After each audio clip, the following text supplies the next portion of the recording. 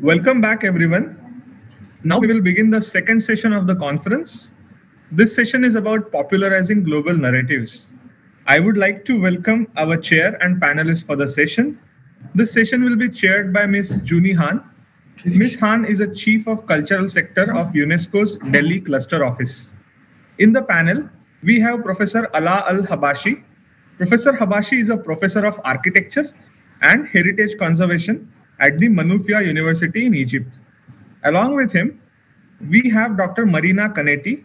Dr. Kaneti is an assistant professor at the Kuan School of Public Policy at the National University of Singapore. Before we proceed further, please allow me to read out a few basic house rules. All participants are requested to mute themselves when not speaking. All speakers are requested to adhere to their time limits. Chair and moderator will take questions during the question and answer session. Panelists and speakers can ask questions through raise hand option and unmuting themselves when their name is called. Registered participants can ask questions live by typing through Q&A link or raise hand option. Questions may be kept brief and to the point. In case panelists and speakers are facing any issues, they can switch off the camera and continue on the audio mode. Please also note that joining links for the 6th and 7th will be different. Let me hand over proceedings to the chair now. Thank you.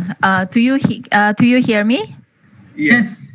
Yes, okay. Yeah. Good afternoon, dear distinguished members of the Indian Council of World Affairs, Sri Raghavendra, Professor Ray, speakers and audience. Prior to the session, I would like to congratulate the Indian Council of World Affairs on initiating this important international conference, the memory and geopolitics of maritime heritage, in particular Indian Ocean region. The Indian Ocean region contains a variety of cultures and people, varying from nomadic tribal peoples to highly technological urban communities. The vast geographic spread of the region, combined with the enormous spectrum of human activity, has somehow obscured the fact that the lands of the Indian Ocean actually form culturally and historically a distinctive region. And only a few decades ago, scholars began to study the region as a historical and cultural unit forming a distinctive cultural zone.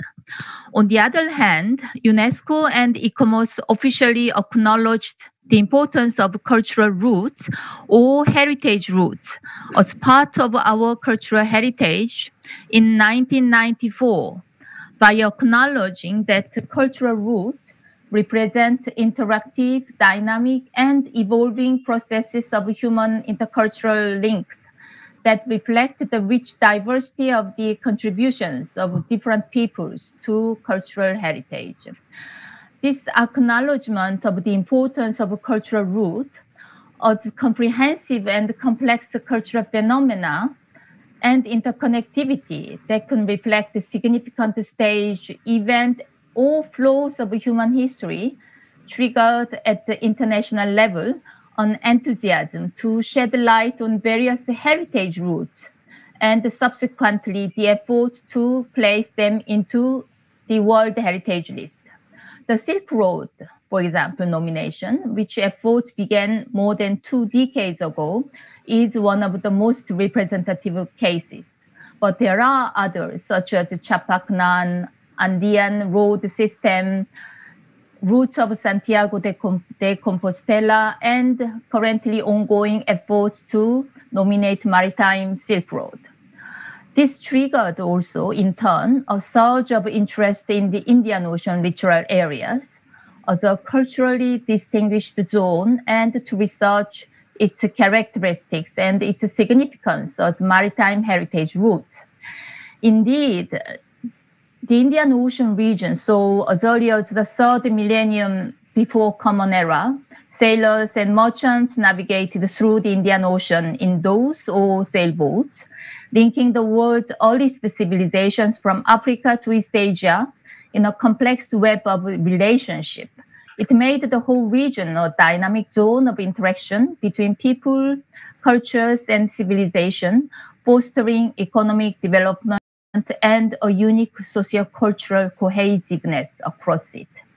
In this regard, the Indian Ocean is perhaps one of the few regions where the concept of maritime cultural landscape, introduced by Olof Hasselhoff, a Swedish maritime ethnologist in 1950s, can be applied for an understanding of maritime history and archaeology on account of the continued survival of maritime regions.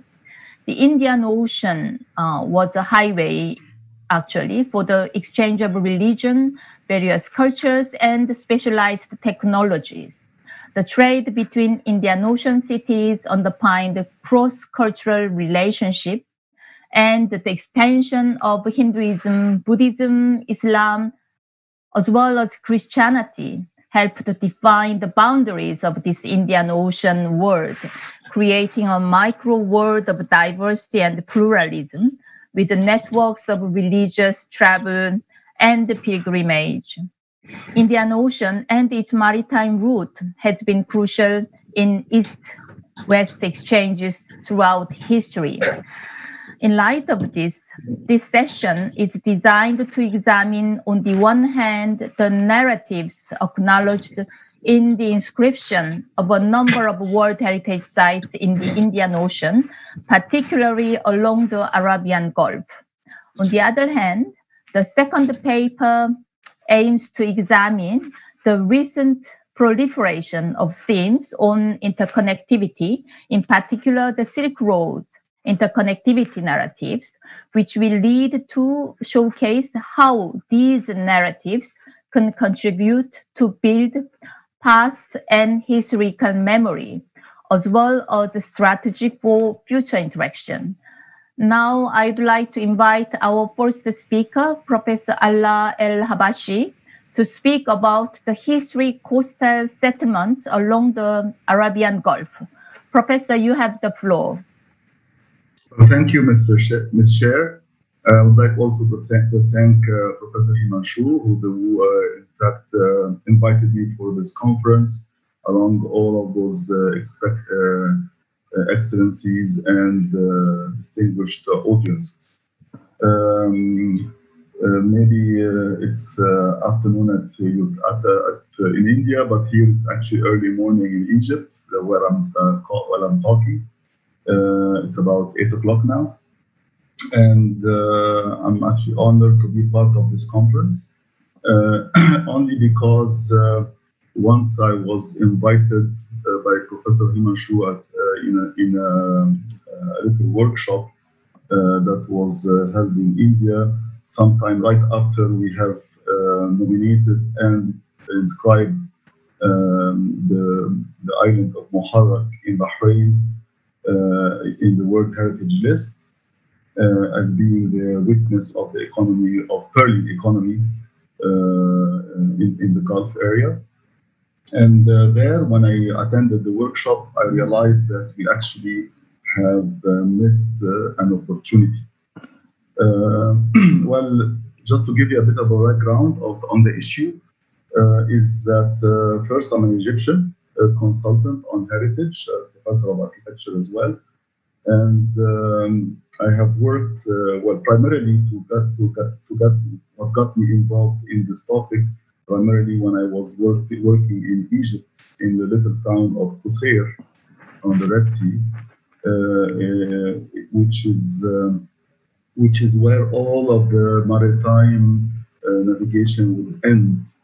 Because of the condition of the wind, as well as the location, as well as the short distance from that town to the Nile River, through which the maritime network would continue all around the world. In Qusair, I have realized that we still have quite an Indian impact and cultural expressions, which unfortunately is not well represented and interpreted in its current condition. In my second involvement, which I would like to highlight here, which is the one in Bahrain and in the Gulf in general, I realized that, as I said, we have missed an opportunity because, again, this Indian influence was not really reflected on the nomination that we have submitted, as well as the inscription of the site. Whereas, for one example, I will give you a little project that I was actually leading, which is the restoration of Madrasat al-Khalifiyya, built in 1908 and designed by an Indian architect, built also by Indian masons, and using a lot of building materials coming from India, such as all of these mangrove wooden poles. So all of this, in fact, was quite a message that this culture needs to be highlighted within our nomination of those sites, especially that when we were doing the restoration, it was quite an interesting event to me that it was through an Indian company and through an Indian workers as well. It was also quite amazing to me to realize that up until now, the local currencies in the Gulf, such as dinar in Bahrain, dirham in Emirates, riyal in Oman, are still called rubiya, which is rubies. Bahrain, when I was working, was in fact quite advanced in that matter by dedicating a little area within the capital city of Manama to around a temple there to call it as Little India. So apparently, there is a fertile ground for local appreciation of such intercultural exchanges. I'm sorry, I was actually, I had a presentation to share with you, but for some circumstances, I couldn't really send it yesterday. So allow me to go through my notes, which I've written it without the illustration I have prepared. Hopefully, I can send it to you later and share it with the conference.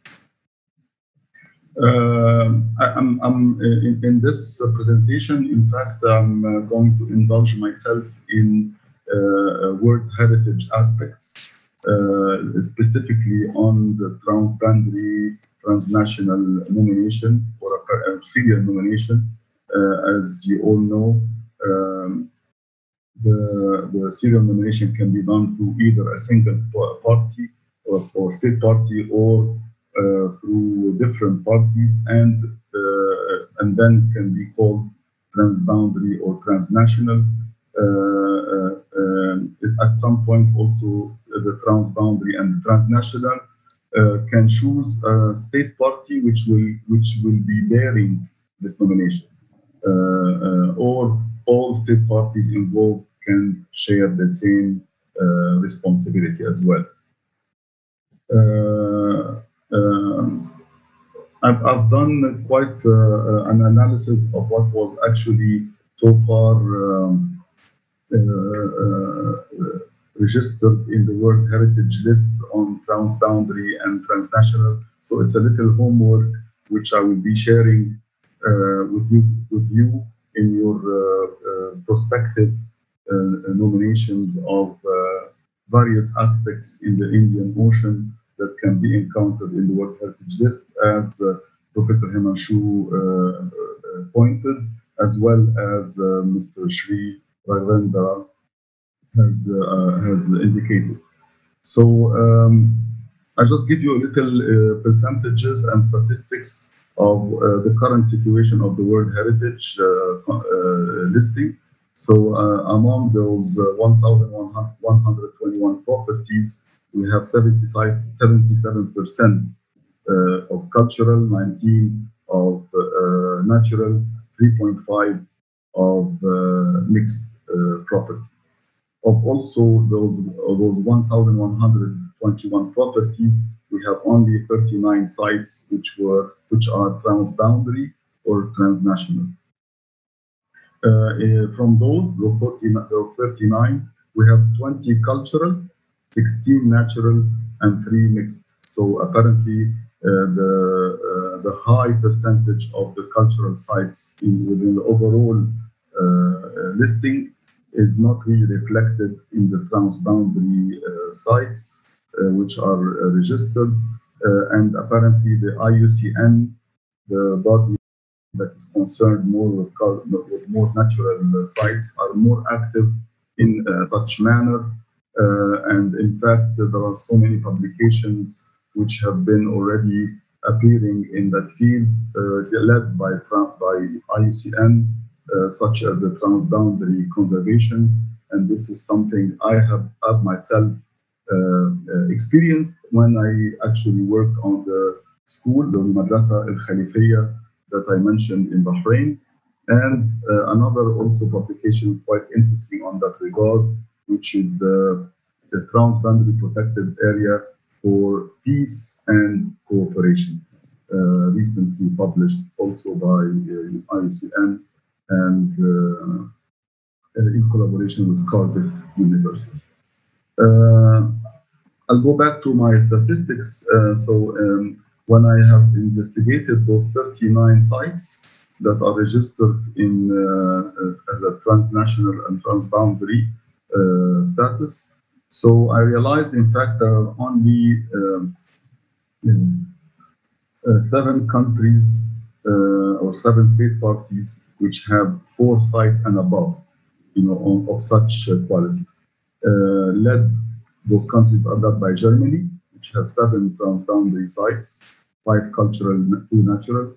Then France, which has 3 cultural and 1 mixed transboundary sites. Italy, 4 cultural and 2 natural, making 6 of transboundary sites, and so on and so forth. We have also Russia, Spain, and Switzerland with 4 sites. There are few countries of 3 sites, but unfortunately, when we look to India, where we have the Indian Ocean named after it, we only have 1 transboundary cross-cultural or transnational site, which is the work of Le Corbusier, the French modernist architect of the early 20th century. Of course, those countries which have 4 sites and more, of course, can actually reflect that those countries are more of are giving more of a respect to cultural qualities, cultural values, and promote for intercultural exchanges. So this is a message, of course, that other countries and other state parties would actually fuse those current borders and consider culture as a no frontier or no borders phenomenon. This is only to say that that's the first, in fact, section of my presentation, which would talk about transboundary transnational World Health Authority, where we have quickly looked at the operational guideline, some current statistics, and I will actually end with some very interesting also analysis I have done for the context of this conference, which is on what aspects those 39 sites, transboundary sites, have been recognized. So apparently there are 2 types of sites: those which have started with one property within one state party and then extended beyond the borders to encounter other state parties around to express such phenomena, on which this site was actually initially registered, or a nomination, an initial nomination with a transboundary, transnational nomination from the very first beginning.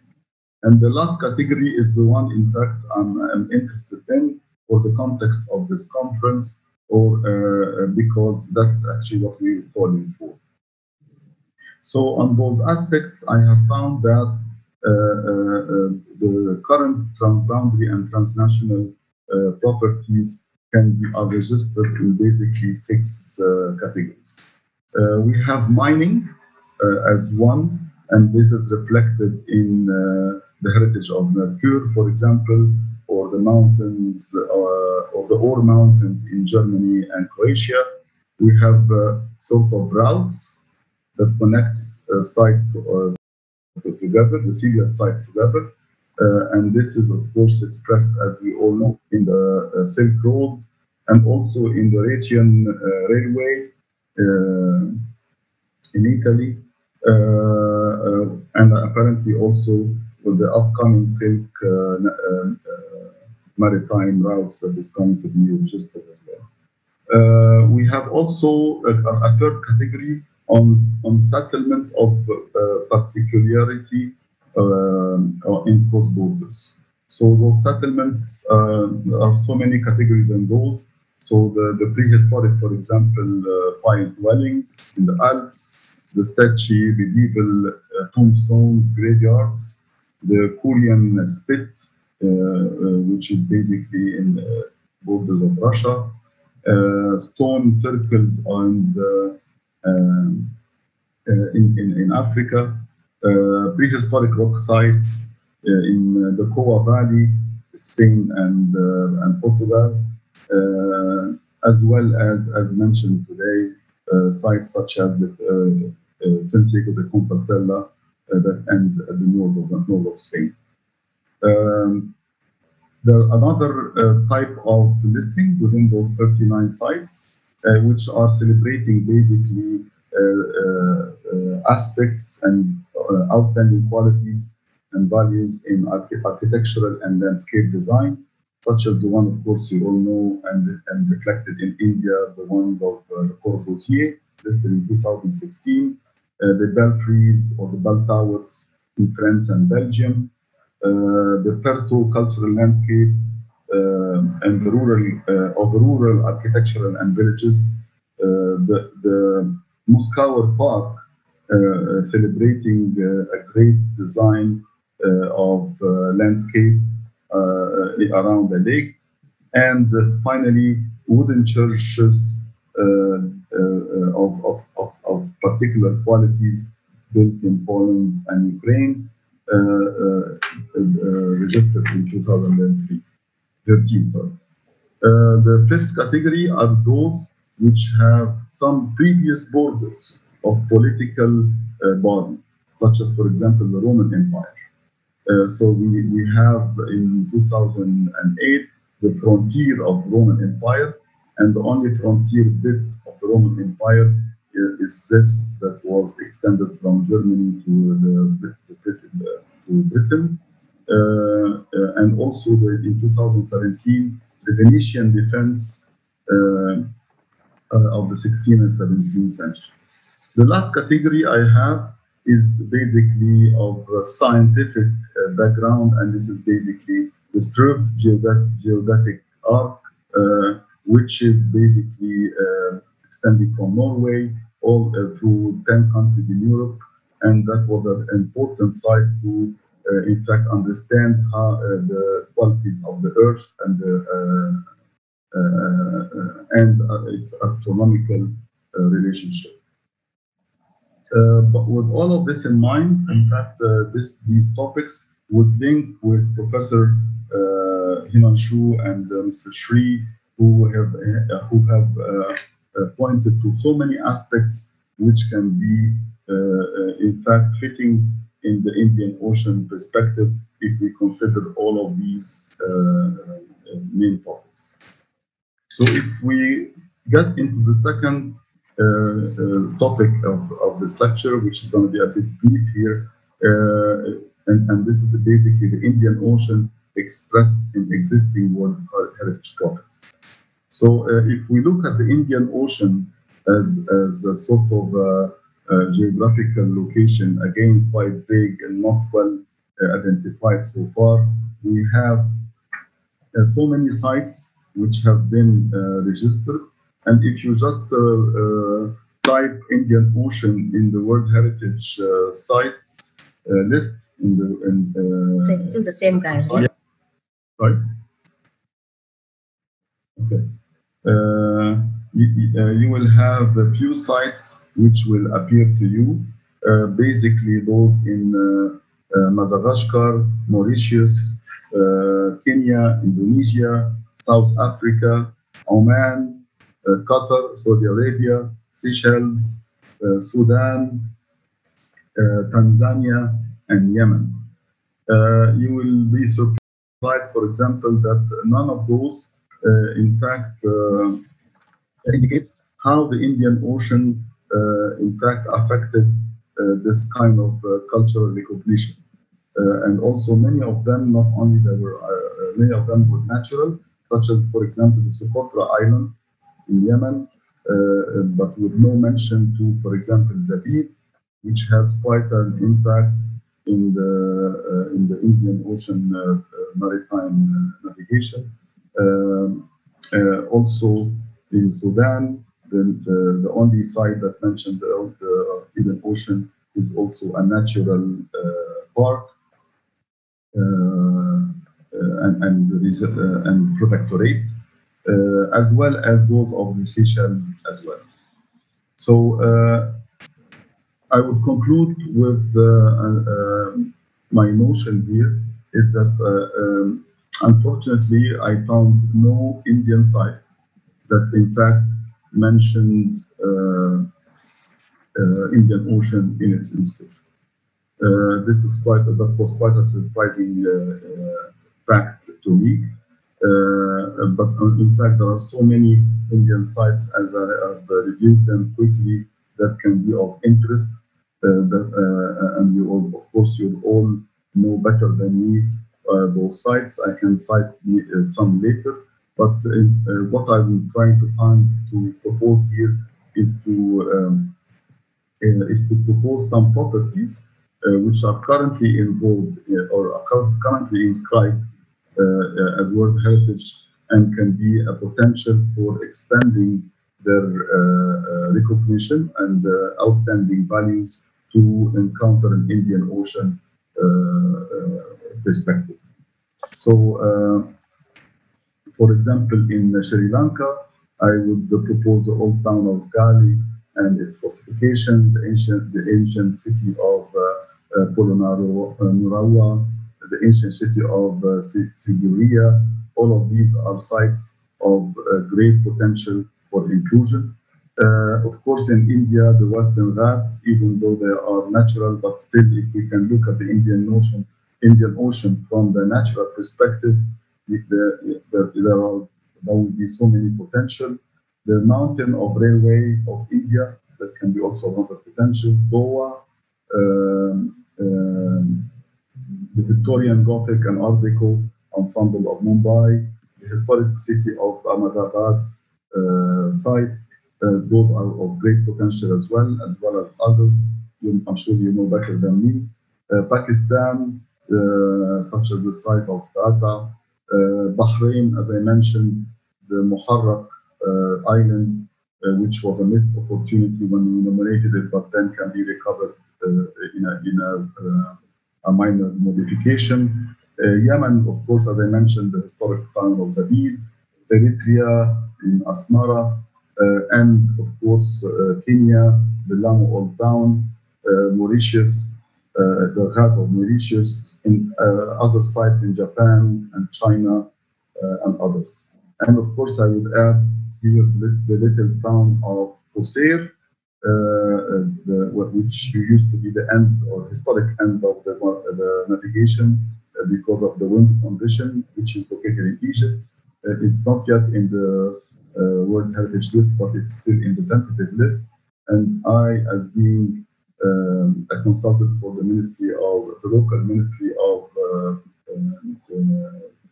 Antiquities, the representative of Egypt in UNESCO, I will propose to, in fact, revise the tentative list nomination for inclusion of the Indian Ocean aspect. I will end with a written paragraph, if you don't mind me to read it. In this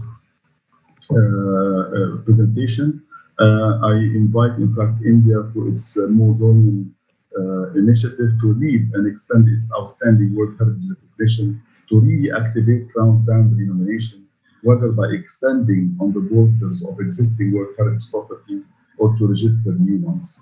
My call is not only to profit from the very title of the network we are discussing today, but also as a practitioner and a consultant for e-commerce who is concerned with World Heritage aspect in the Arab region. I believe that India, with its activity, with its capacity, with World Heritage capacity today, can be a catalyst to train and activate capacity building for state parties involved in Indian Ocean, which are struggling with their management of World Heritage sites and facing difficulties to nominate others. Thank you so much. Thank you. Thank you very much, Professor el-Habashi. I think in the session, I can sum up and make some comment only after the second paper. Am I right? Yes. Then I'd like to invite Dr. Marina Kaneti, who is assistant professor in the Lee Kuan School of Public Policy from Singapore. Dr. Kaneti, you have the floor. Thank you very much. Can I get the presentation, please? Thank you. Thank you to the organizers for the opportunity to present my work. It is a pleasure and honor to be with all of you today. As the title of my presentation suggests, today I will explore how the past is mobilized to construct visions for the future. While such practices are not new, my engagement with this subject will focus on a relatively recent phenomena. Namely, I look at the appropriation of the ancient Silk Road imaginary as a way to both construct and legitimize a vision for interconnected world and community of shared future. The argument I develop is twofold.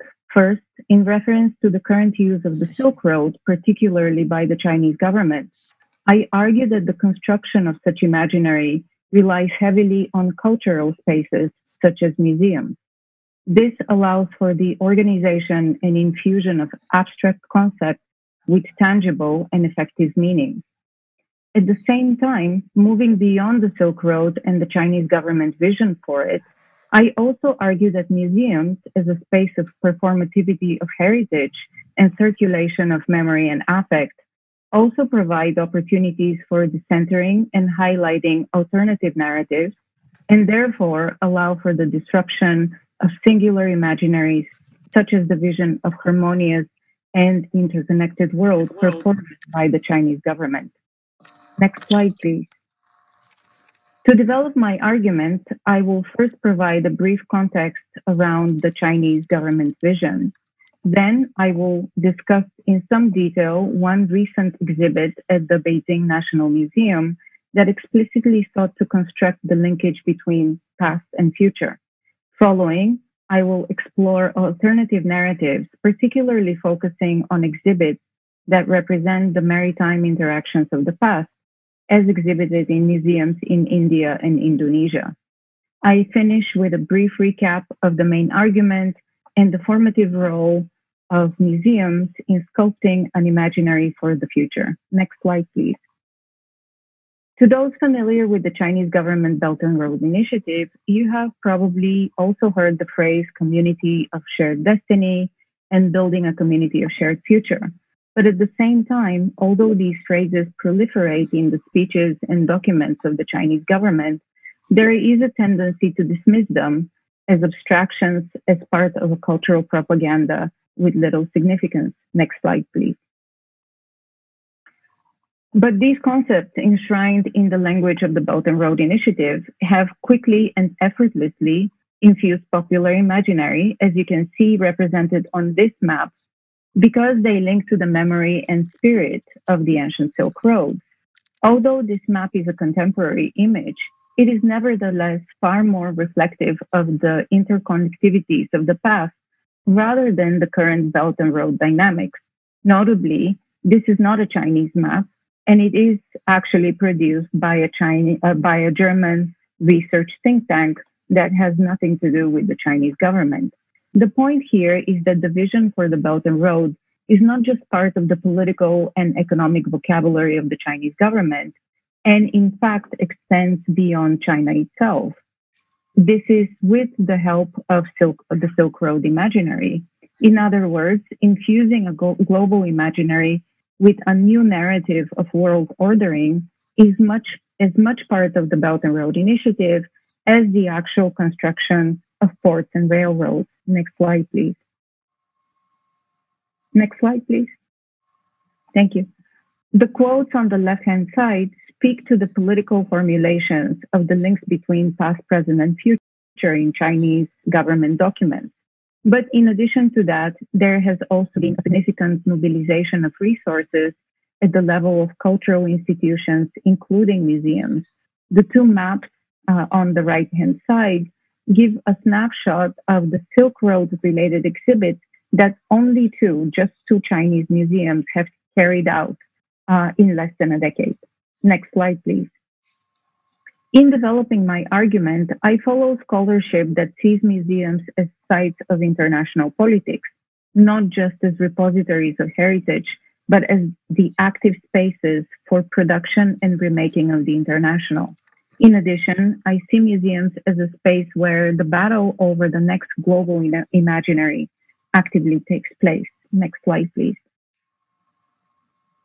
Next slide, please. Thank you.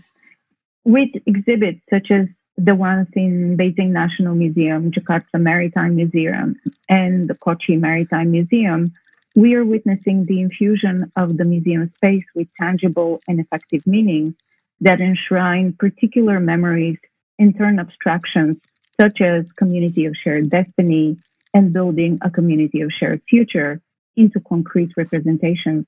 Next slide, please.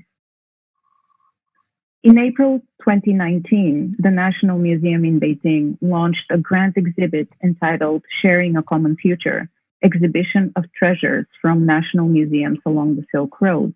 The exhibit was meant as a testament to the organizing power of the Silk Road in promoting exchanges between human civilizations and creating a community with shared future.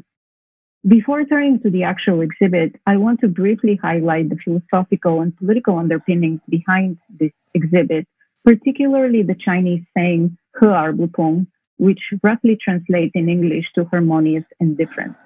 Given the limited time, I will only say that the essence of this saying is that the possibility for harmony requires difference. Harmony only emerges through the process of allowing, creating, and upholding difference. This principle of harmony, in turn, undergirds the vision of a community of shared future and is therefore central to the organization of the Beijing National Museum exhibit. Next slide, please. So how is the idea of harmony and shared future expressed in the space of the exhibit? I want to point out three aspects here. First, the exhibit was a collaborative effort across 13 museums. You can see their logos on the left-hand side, 13 international museums, with a display of 234 pieces of historical relics in various periods and in different categories. Second, there is a peculiar conceptualization of space with a notable emphasis on connectivity and flows and absence of states and cities, as you can see on the map on the left-hand side, and some notable omission of certain continents.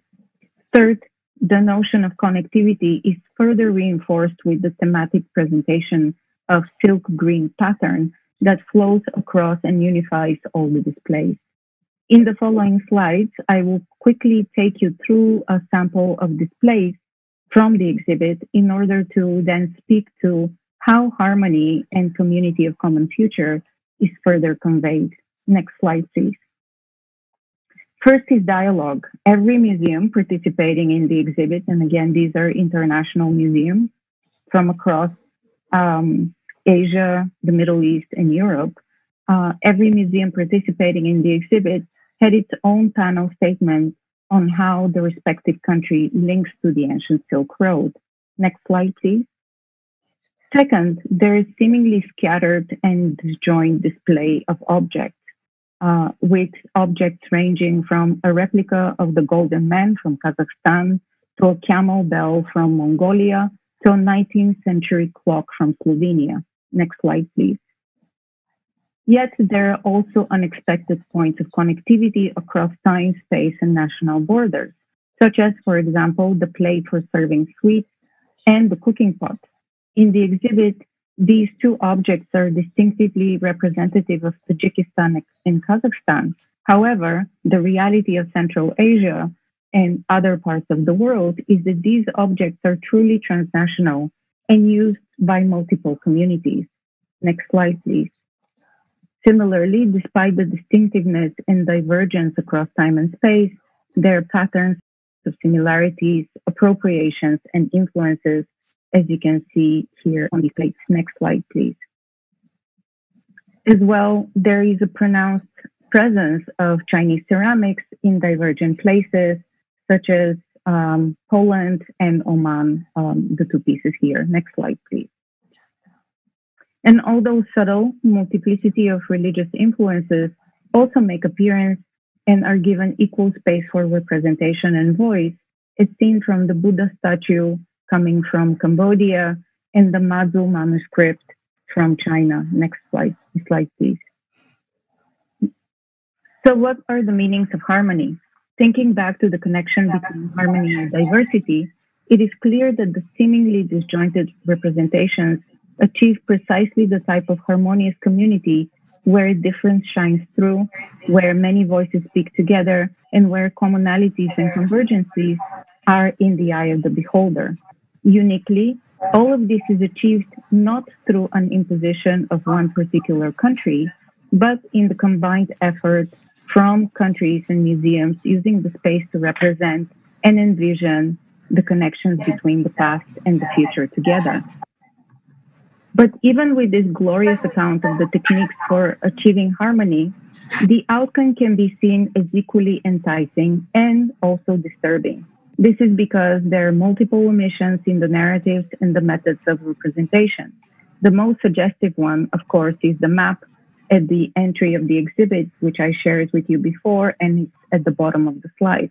However, in order to give a better understanding of the missing narratives and power dynamics, I turned to two other museum exhibits that similarly speak to connectivities and interactions of the ancient past. Next slide, please.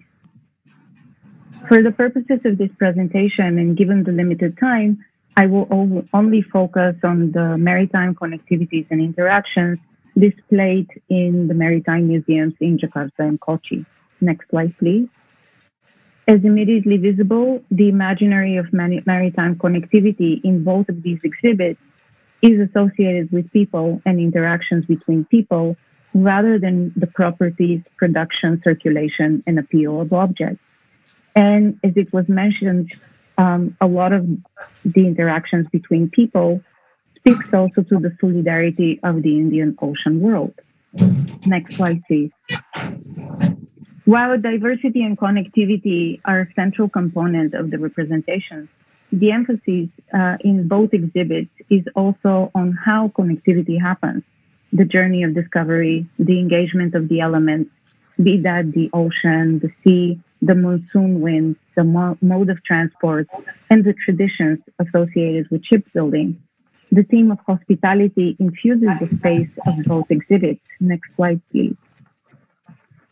Another aspect entirely missing from the Beijing National Museum exhibit, which I shared with you before, is the role and primacy of spices.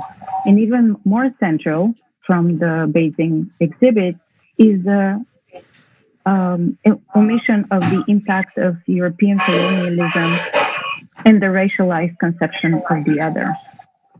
Next slide, please. Speaking of the other, what is also missing from the Beijing exhibit is the place that women have occupied in the narratives and practices of connectivity. Now, with the next few slides, as a final look at museum representations, I want to shift gears and to speak about aspects of performativity in the two exhibits that ever so subtly disrupt dominant narratives and especially accounts associated with civilization, colonialism, and the other. I would like to call the next three slides degrees of representation. Next slide, please. What you're seeing here are two very divergent accounts of the interactions between the Dutch cartographer Cornelius de Hoopman and local populations on the Indonesian archipelago. On the left-hand side, the Dutch appear surrounded by welcoming savages, quote unquote. This account features in the Dutch archival sources. On the right-hand side, you see an artistic representation of the slaying of the same Dutch cartographer by the woman General Laksamana Malayati. This second image is a drawing that prominently is displayed at the Jakarta Maritime Museum, along with a life-size figure of Malayati about to stab the Dutch. As you can imagine, this particular part of the exhibit is very popular with the local children. Next slide, please. Another startling contrast can be seen in the Antonio Manuel de Fonseca depiction of Vasco da Gama and the full-size figure standing in the museum in Kochi. While I will leave the interpretations of the differences to your own imagination, I would like to wager that the Maritime Museum depiction probably comes closer to what the Gama looks like after coming off a ship and being at sea for many months at a time. Next slide, please. Finally, one last final representation of James Lancaster, one of the first directors of the East India Company. What I want to underscore here is not just a question of which is the truthful representation, but also the very fact that these museums intentionally choose to present the white male conqueror in sometimes comical, sometimes grotesque, and possibly distorted ways. Next slide, please. On this slide, I have listed some of the ways in which the Jakarta and Kochi exhibits speak to different narratives of connectivity. And by the way, on the right-hand side, you can also see Laksamana Malayati stabbing the Dutch cartographer. The images from Kochi and Jakarta that I shared with you were meant to provide some cues to the possibilities and potentials of alternative narratives, to the imaginaries that challenge and disrupt singular representations of the past. Certainly, the maritime exhibits in Jakarta and Kochi evoke similar imaginaries of connectivities and interactions that were present in the Beijing Museum. However, as already mentioned, there is a far more pronounced emphasis on interactions amongst people, the central role of spices, the impact of colonialism, and the conceptualization of the barbaric other. The last point I want to make here is that admiration for objects, what the Beijing National Museum exhibit prompts us to do, may not change preconceived notions and conceptualizations of intolerable difference. Ignoring or dismissing the question of colonialism and the other hardly erases the type of violence and injustice that have constituted many of the interactions along the maritime and land routes, and in many ways continue to operate and inform international politics today. Next slide, please. Bringing my presentation to a close, I would like to start my conclusion with a quote from Joseph Nye, often known for his writings on soft power. As Nye says, we now live in a world where it doesn't matter whose army wins, but whose story wins. The final question that I therefore need to address echoes Professor Rai's point on knowledge production, popularization, and circulation, and even more importantly, whether there is a winning story of the connection between the past and the future, on the story of community of shared destiny. And by winning, I mean a story that is capturing people's imaginary. The answer, as the picture on the right hand suggests, might lie not only with museums displays, but also with the incredible role that consumers of art have in co-producing, disseminating, and reinterpreting stories. Next slide, please. Next slide. So let me start with the bad news. The harmonious community of shared destiny certainly has immense traction, not only because it is part of Chinese government policies and political rhetoric, but also because, as the Beijing exhibit clearly shows, there are other countries and museums that are seamlessly co-opted in the production of a common narrative. the community of shared destiny, for all its lopsided and stylized narrative, is no longer just a Chinese project alone. At the same time, there are no other countries that have integrated their geopolitical strategies and cultural narratives in the immense manner that the Chinese government has been able to do. Of course, there are also some good news. First, the Chinese government doesn't operate in a vacuum and has thus far been very careful to integrate and engage with others in a dialogue. This, along with the existence of alternative narratives, means that there are still opportunities to influence and shape the global imaginary, and especially bring a vision of a community with a shared future to bear on questions of justice, fairness, representation, and equity. Here, it is also important to take account of the new generation of museum goers who have the potential to generate new interpretative narratives and reimagine global dynamics of interconnectivity. Next slide, please. My final word is about museums and the argument that I sought to develop of museums as the space for the construction and deconstruction of narratives. I argued that museums, particularly the phenomenally proliferating museum space in China, are an active platform for politics involving both techniques of infusing abstract concepts along with tangible, concrete frameworks for representation. As a political space, museums and their audiences constantly engage in a process that delineates, performs, and structures the narratives of the past and the connections to the future. Being attentive and vigilant about the scope and potentiality of such narratives is all the more important in a world driven by social media, monumental dissemination of stories, and tendencies towards history light. The stories that museums tell and allow to be told are central to the project of connecting the past and the future and expanding our imagination of global order.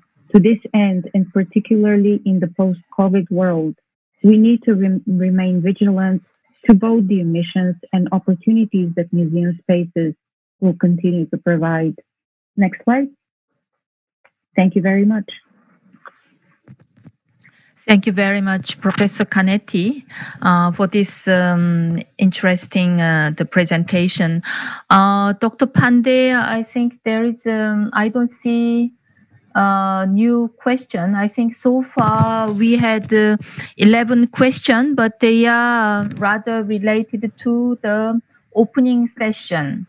Let me go through again, isn't it? Yes, they were from the opening session. Exactly, yeah. exactly. So maybe so we can... Now we can see if anybody wants to ask question, they can raise hand and they can unmute themselves. Yes, exactly. So are there any questions on the papers presented by Professor el-Habashi and also Dr. Kaneti?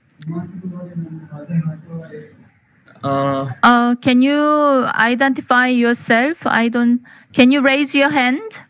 I think you have the icon to raise a hand. Yes, the Himanshu. Yes, thank you very much. And sorry, I was trying to figure out how to raise my hand. It's fine. I think we can do simply in this way. Yes, okay. So thank you to both the speakers. I have questions for both. And, Professor Habashi, I have thought a great deal about this, the issue that you raised, that the World Heritage Sites that were inscribed all these years don't address the question of connectivity. They do not relate to the Indian Ocean. And you've given several examples. Socotra is a good example. It's a natural site and not a heritage site, a cultural site, even though it has such important cultural implications. The reason why states do not wish to do that is because they fear losing their World Heritage status. And that's the answer that I have got. If you have another answer, I would be very pleased to hear that. That is it possible at all to revive the linkages with sites which are already inscribed? And that could also go to the chairperson. And chairperson, may I continue with my second question? Yes, please. And I think Professor Johnson has some question as well. My second question, I was quite intrigued by your depiction, Dr. Kaneti, of the Indonesian museum and the Dutch being stabbed in a museum context. And I was just wondering, who owns this museum? I mean, is it reflecting a state narrative? Is it reflecting a private narrative? Is it reflecting an academic narrative? I mean, where is this anti-colonial representation rooted in? Thanks. Okay, so first, Professor el-Habashi, would you like to comment? And then I may comment also, because I also have some comment related to the question raised by Himanshu. And then I will give the floor to Professor Kaneti. So, Habashi. Yes. Well, to reflect on Professor Himanshu's notion that the states are usually fearing the status of the World Heritage if we do any sort of modification, and whether those modifications are considered minor or major. In fact, and that's what I was trying to do through this presentation, that some of those sites of those 39 properties have been actually first nominated as a representation in one state party, then extended to encounter others. So those can be of examples to encourage other state parties to, in fact, refuse those borders, or else consider new nominations with, of course, agreements with other state parties in order to submit one file. I'm sure also Ms. Sher can give more insightful response on that. Thank you. Thank you. Yes, actually, yes, this I find this is very complex and interesting, the matter and issue, because therefore I think in Mozam, within the Mozam project, I believe that there should be different degree of site to be integrated into the Mozam. For example, as Professor el-Habashi pointed out, it is very difficult to integrate a value which was not inscribed at the beginning of the inscription. However, since we are talking about cultural phenomena of the Indian Ocean, some of the cases, some of the sites may be possible to incorporate, to embed this cultural phenomena value without modifying their OUV, their outstanding universal value. So therefore, I believe that we should go case by cases, and of course this requests very thorough analysis and examination of each site which was inscribed. But I believe, as Professor el-Habashi mentioned, all the sites along the Arabian Gulf, like even Zubayd, Al-Zubara, Alaa, even now later we will have Professor Jansen's the insightful also, experience that he worked for the frankincense site of Oman. With the sort of study, I believe and I feel that there should be some entry point. So the Mozam project, of course, now what is different comparing to Silk Road?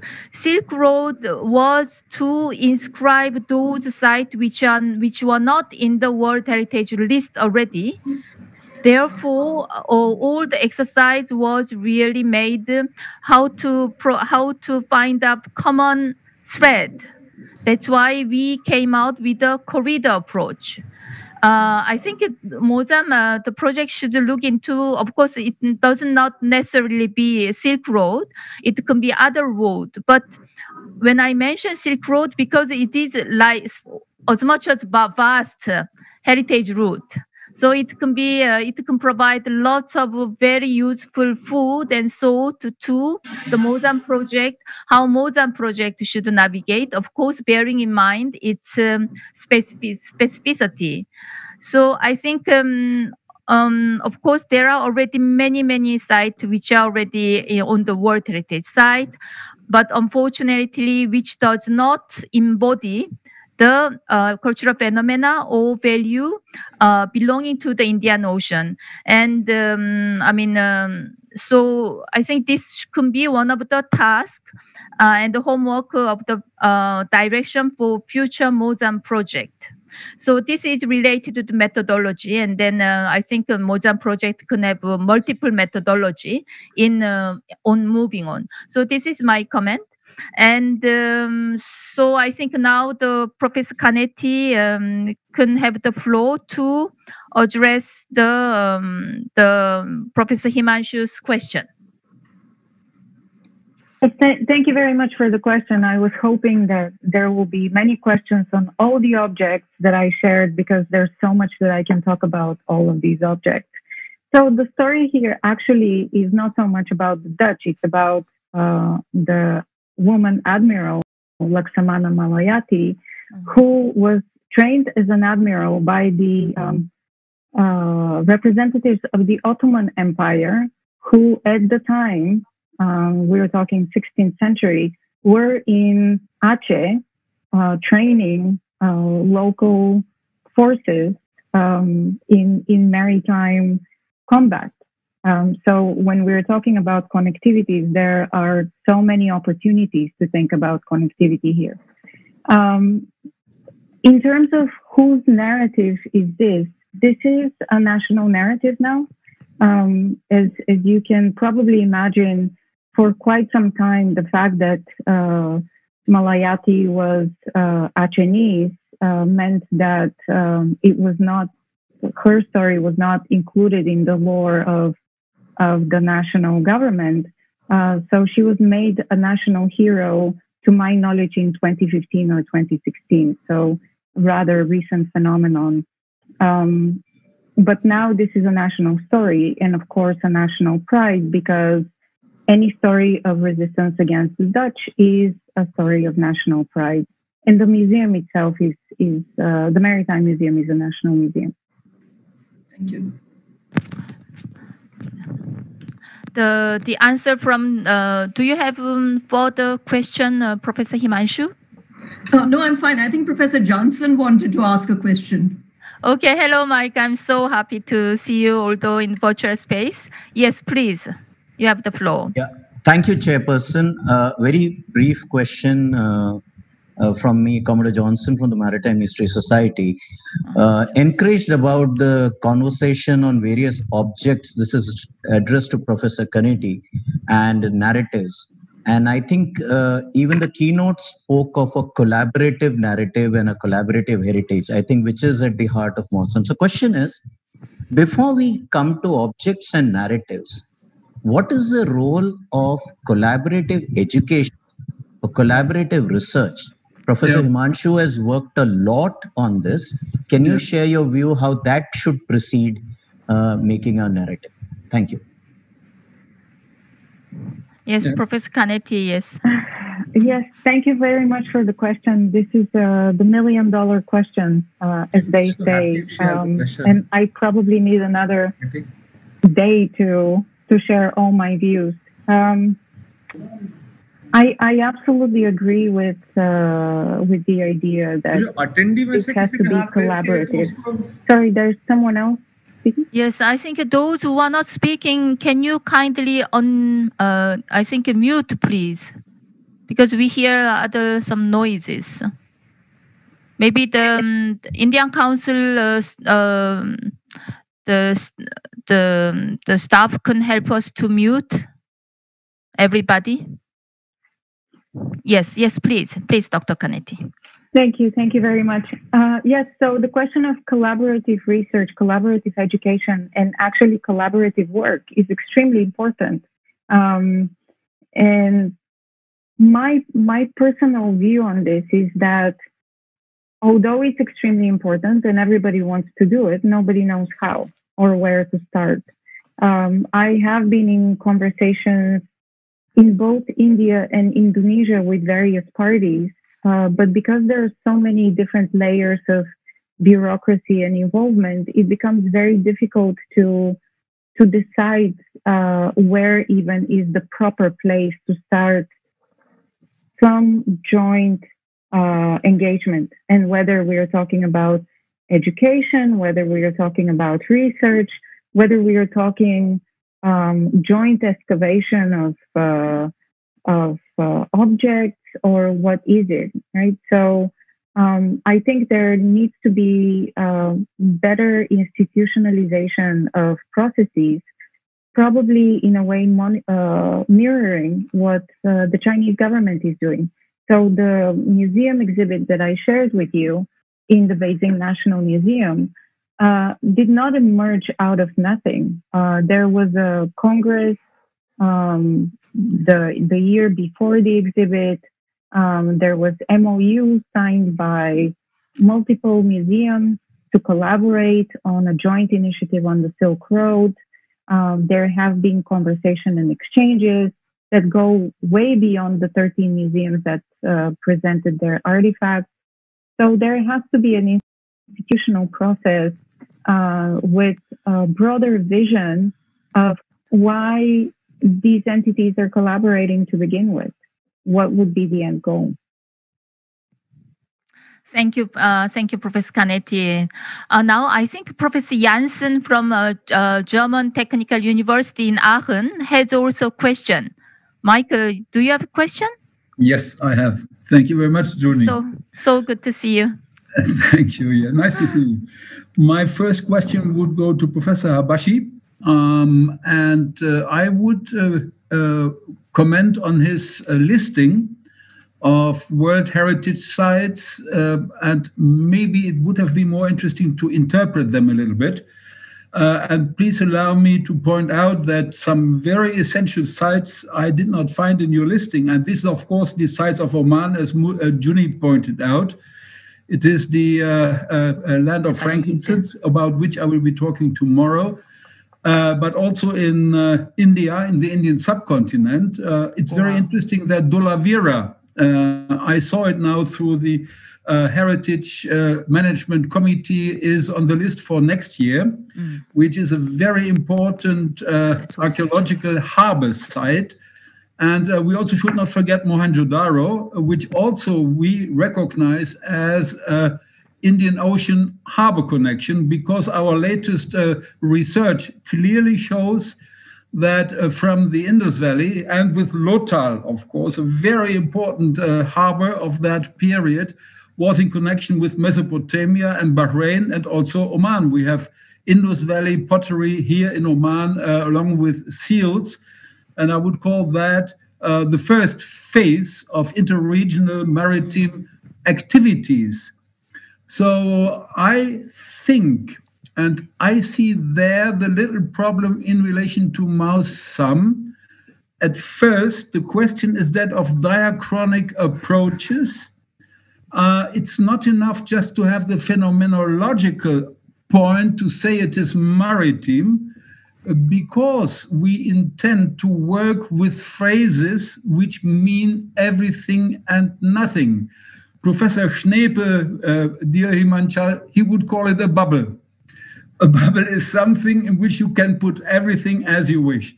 So all in all, we need more precisioning of definitions. What are we talking about in time and space to identify networks and to see how can we make them cooperate? And that was mentioned by Shri Singh, by the secretary.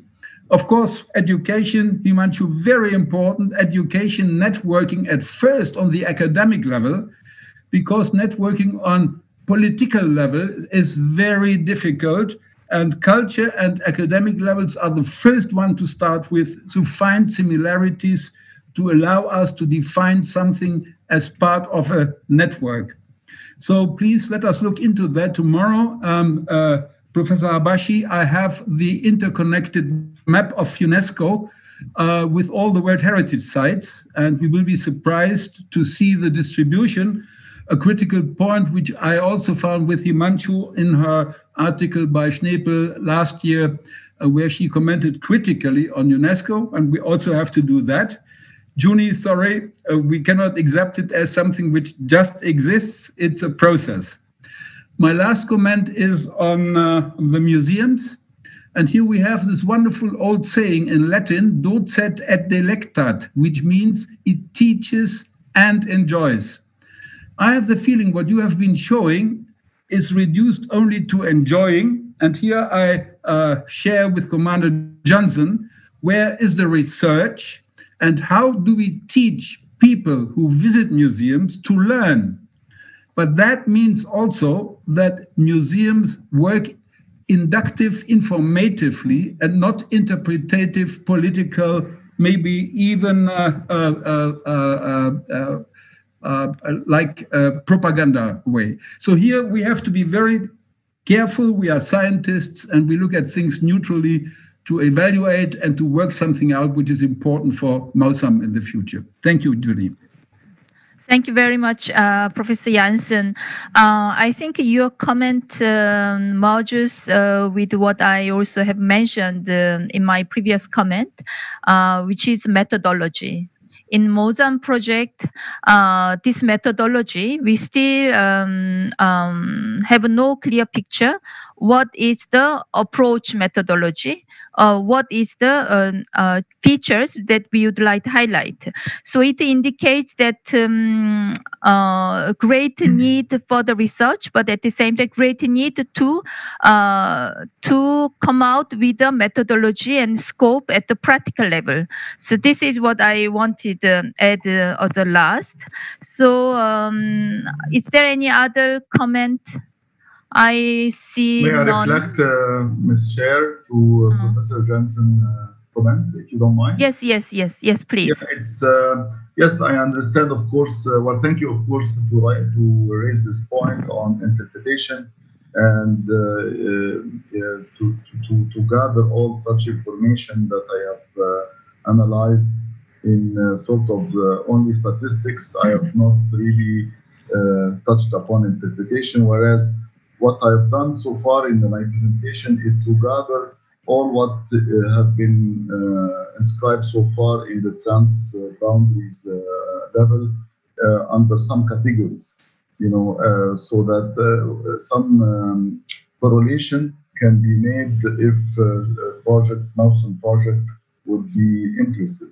So, for example, the routes, the settlement of some specific particularities, architectural landscape designs, mining, you know, such aspects of interest, and also natural.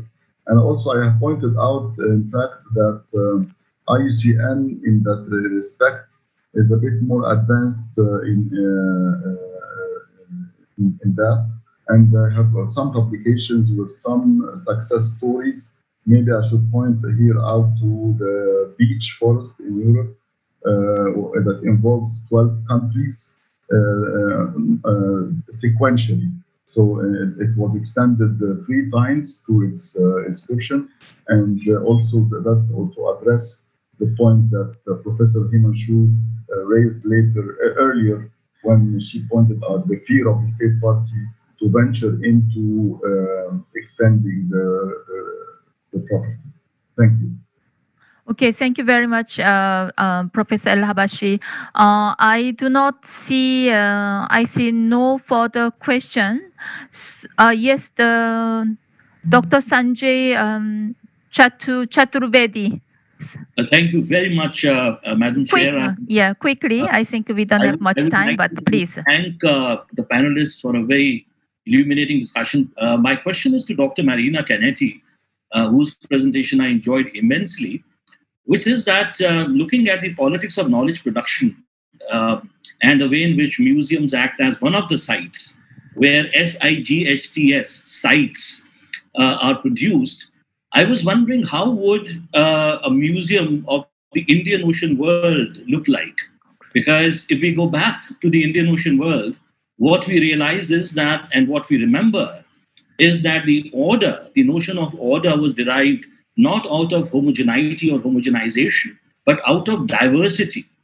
Looking at this wonderful map of diversity, I wonder, looking at the monsoon as a quest for alternatives, whether we could have an initiative where it cannot be a state-centric museum, of course, where provinces and sub-states units and their imagination, their interaction, their conversations will also come to play. How will it look like? And can MOSM be an opportunity to undertake that much awaited, much needed initiative? Thank you. Professor Kaneti, yes, please. Thank you for the very provocative question. It would be wonderful to actually have to concretely think through what a museum would look like. But I think one point that you make, which is extremely important in thinking about the museum space, is the role of the nation state. Currently, museums have a very difficult time disentangling the narratives of the past from the space of nationalism and the construction of a national identity. And while I completely agree that a project MOSM would be a perfect kind of motivator to create a museum, the question then would be, would a national government be willing to sponsor such museum when the narrative of the nation state will be largely missing? And I think in general, in many of the museum representations, and that's a question that I didn't discuss in my presentation, but it's a constant struggle, I think, for museums, what to do with the nation state when they talk about spaces that are organized in a very different manner. So I don't have the perfect answer, but I think thinking about a Project MOSM themed museum would be a wonderful idea. Thank you. Thank you very much, Professor Kaneti. So maybe we can sum up now. I think it is...